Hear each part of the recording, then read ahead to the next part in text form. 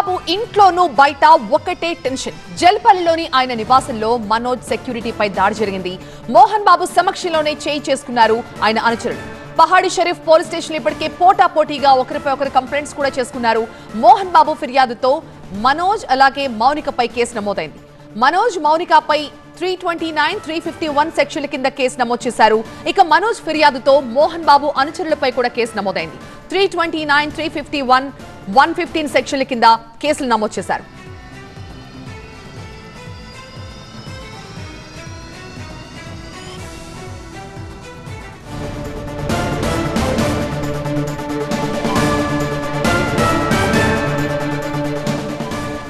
Dubai నుంచి జల్పల్లి ఇంటికి చేరుకున్నారు మంచు విష్ణు. త్వరలోనే సమస్యలన్నీ కూడా పరిష్కారమవుతాయన్న ఆశాభావాన్ని వ్యక్తం చేశారు. కుటుంబంలో చిన్నపాటి సమస్యలు తలెత్తాయంటున్నారు. ఫ్యామిలీ వివాదాన్ని పెద్దగా చిత్రీకరించడం తగదు. వంశీ గారు స్టేషనరీ షాప్ బిజినెస్ చేస్తూ లక్షల్లో సంపాదిస్తున్నారు. మీరు వారి నుండి ఈ బిజినెస్ గురించి నేర్చుకోవాలా? అయితే ఫ్రీడమ్ యాప్ ని డౌన్లోడ్ చేసుకోండి అంటున్నారు Manchu Vishnu. Internal family issues ఇవన్నీ రిజాల్వ్ అవుతాయి. దీని గురించి పెద్ద ఇష్యూ చేసేది ఇంటర్నల్ ఫ్యామిలీ ఇష్యూస్ ఇవన్నీ రిజాల్వ్ అవుతాయి. దీని గురించి పెద్ద ఇష్యూ చేసేది ఇంటర్నల్ ఫ్యామిలీ ఇష్యూస్ ఇవన్నీ రిజాల్వ్ అవుతాయి. దీని గురించి పెద్ద ఇష్యూ చేసేది.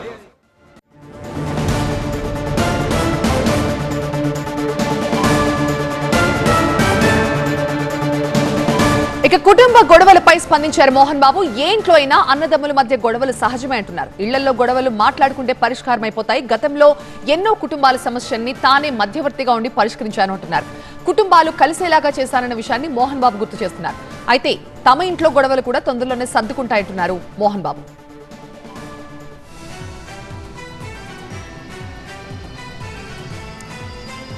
మా ప్రతినిధి ప్రణీత లైవ్ లో జాయిన్ అవుతున్నారు. ప్రణీత, ఇళ్లలో గొడవలు కామనే మోహన్ బాబు చెప్పినట్లు అండ్ విష్ణు అన్నట్లుగా ఈ విషయాన్ని పెద్దది చేయొద్దు అంటున్నారు. కానీ పెద్దది చేసిందే వాళ్ళు కంప్లైంట్లు ఇచ్చుకుని కొట్టుకుని ఏం జరుగుతోంది మంచు ఫ్యామిలీలో?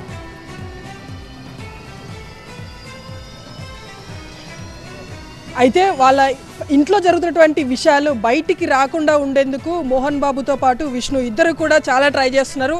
కానీ మంచు మనోజ్ మాత్రం జరిగినటువంటి ఇష్యూ అంతా కూడా బాహ్య ప్రపంచానికి తెలియాలి అంటూ మనోజ్ డిమాండ్ చేస్తున్నాడు. సో ప్రజెంట్ ఒకసారి ఇక్కడ ఉన్నటువంటి సిచ్యువేషన్ చూస్తే దీని లోపలికి అంటే మంచు టౌన్ లాగా ఇక్కడ మనకు ఒక బ్యానర్ కనిపిస్తుంది.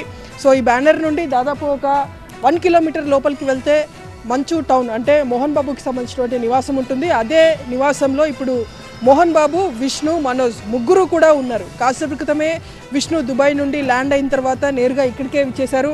స్వయంగా మోహన్ బాబు వెళ్ళి విష్ణుకు వెల్కమ్ చెప్పి ఆయన వాహనంలోనే విష్ణుని ఎక్కించుకొని ఇక్కడ జల్పల్లిలో ఉన్నటువంటి నివాసం దగ్గరికి తీసుకొచ్చారు. సో లోపల ఏం జరుగుతుంది అనేటువంటి సస్పెన్స్ మాత్రం ఇంకా కొనసాగుతూనే ఉంది. అయితే అనూహ్యంగా పోలీసులు ఎంట్రీ ఇచ్చారు, పహాడి షరీఫ్ పోలీసులు.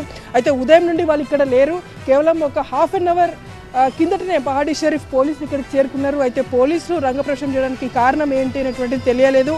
అయితే మనకు చూస్తున్నటువంటి ఒక విజువల్ ప్రకారం ఏదైతే మోహన్ బాబు బౌన్సర్లు మంచు విష్ణు అనుచరులపైన మనోజ్ అనుచరులపైన దాడి చేసినటువంటి విజువల్ ఏదైతే ఉందో సో దానికి సంబంధించి ఇన్ఫర్మేషన్ అంది పోలీసులు ఏమైనా ఇక్కడికి వచ్చారనేటువంటిది కూడా చూడాల్సి ఉంది. ఇంకా దాని మీద ఎలాంటి క్లారిటీ లేదు. కానీ పోలీసులు అయితే చాలా పెద్ద స్థాయిలోనే పహాడి షరీఫ్ పోలీసులు ఇక్కడ జల్పల్లిలో ఉన్నటువంటి మోహన్ బాబు నివాసం వద్దకు వచ్చారు. సో ప్రజెంట్ కొంతమంది పోలీసులు లోపలికి వెళ్ళారు, కొంతమంది మాత్రం ఇంకా బయటనే ఉండి వాళ్ళందరూ కూడా ఉన్నటువంటి పరిస్థితి. మరోవైపు ఇక్కడ బౌన్సర్ల విషయంలోనూ ఇద్దరు కూడా పోటాపోటీగా ఉన్నారు. మనోజ్ బౌన్సర్లు కొంతమంది ఉంటే మరికొంతమంది బౌన్సర్లు మోహన్ బాబుకి సంబంధించినటువంటి బౌన్సర్లు. సో బౌన్సర్ల విషయంలోనూ పోటాపోటీగా ఇక్కడ బయట సెక్యూరిటీని ఏర్పాటు చేసుకున్నారు. సో మీడియాని మాత్రం లోపలికి అనుమతించట్లేదు. ఇవాళ ఉదయం మోహన్ బాబు స్వయంగా వచ్చి ఇక్కడ నుండి వెళ్ళిపోవాలంటూ ఆయన కూడా చెప్పినటువంటి పరిస్థితి. సో ఇక్కడ నుండి దాదాపు 1 కిలోమీటర్ డిస్టెన్స్లోనే మీడియా వారిని కూడా అలౌ చేశారు. సో లోపలికైతే ఎవరిని కూడా పంపించడం లేదు.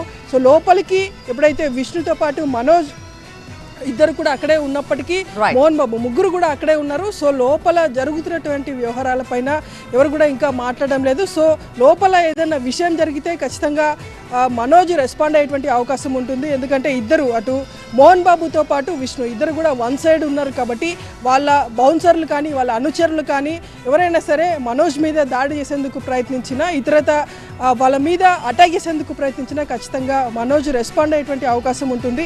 ఎందుకంటే తను జరుగుతున్నటువంటి ఇష్యూస్ అన్నింటినీ కూడా బయటికి తీసుకొచ్చేటువంటి ప్రయత్నం మనోజ్ చేస్తున్నాడు. సో ఆ రకంగా చూస్తే ఖచ్చితంగా లోపల ఏదైనా అటాక్ కానీ జరిగితే ఖచ్చితంగా మనోజ్ అయితే రెస్పాండ్ అయ్యే అవకాశం ఉంది. కాసేపు క్రితమే ఇద్దరు కూడా మోహన్ బాబు ఆఫ్ ద రికార్డ్లో మాట్లాడినటువంటి సందర్భాన్ని చూసాము. గతంలో ఎన్నో కుటుంబాల్లో ఇలాంటి ఇష్యూస్ వచ్చినప్పుడు తానే మీడియేటర్గా ఉండి పరిష్కరించాను. ఇప్పుడు తన కుటుంబంలోనూ ఒక చిన్న తగాదా వచ్చింది, దాన్ని కూడా పరిష్కరించుకుంటామని ఒకవైపు మోహన్ బాబు చెప్పారు. మరోవైపు విష్ణు కూడా శంషాబాద్ ఎయిర్పోర్ట్లో మాట్లాడారు. సో తన ఫ్యామిలీస్కి సంబంధించినటువంటి ఇంటర్నల్ ఇష్యూ ఇది, పరిష్కరించుకుంటాము, దాన్ని పెద్దదిగా చేయొద్దు అనేటువంటి స్టేట్మెంట్ అయితే విష్ణు ఇచ్చాడు.